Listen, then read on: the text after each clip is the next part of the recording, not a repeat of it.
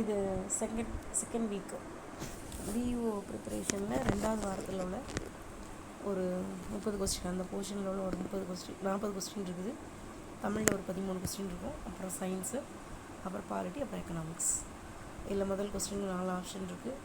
அடுத்து 2வது கொஸ்டின் பெண் துறவி, 3வது கொஸ்டின் திருக்குறள் பாராட்டின ஒருத்தர், 4 ஆப்ஷன் இருக்குது. அப்புறம் திருவள்ளுவரோட பேரில் எது பொருந்தாது அப்படின்னு. அடுத்து ஹைக்கூ அப்படிங்கிற மாதிரி கவிதைகளுக்கு முன்னோடியாக இருந்தது எது அப்படின்னு. அடுத்து தர்மசேனர் அப்படிங்கிறவர் யார். அடுத்து இது திருக்குறளை பேஸ் பண்ணணும், திருக்குறளை மாதிரி உள்ளது அப்படின்னு. அடுத்து நான்மணிக்கடிகள் உள்ளது, நாலடியார். அடுத்து திருக்குறள், அடுத்து முதுமொழி காஞ்சி, அடுத்து ஆசார கோவை பற்றி போட்டிருக்கு.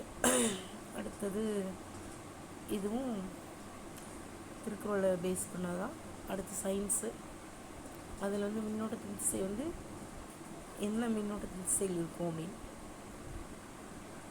அடுத்து எது மிக உயர்ந்த மின்தடையன் கொண்ட கடத்தி. அடுத்தது இதுவும் ஃபிசிக்ஸ் தான்.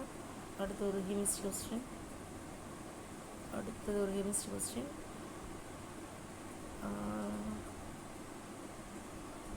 இது physics question 19வது.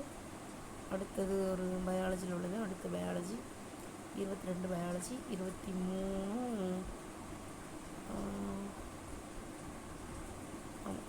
Physics question, 24 biology. அடுத்து 25 நமக்கு எங்கே போயிடும்னா, இல்லை 25 ஆக்சுவலாக இதில் பயாலஜியில் உள்ளது தான், சுவாலஜியில் உள்ளது. 26 பாலிட்டி ஸ்டார்ட் ஆகுது.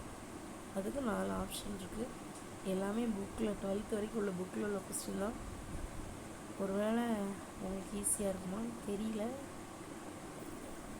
இது எல்லாமே பாலிட்டி, அதுக்கப்புறம் எக்கனாமிக்ஸ். இது நான் படித்து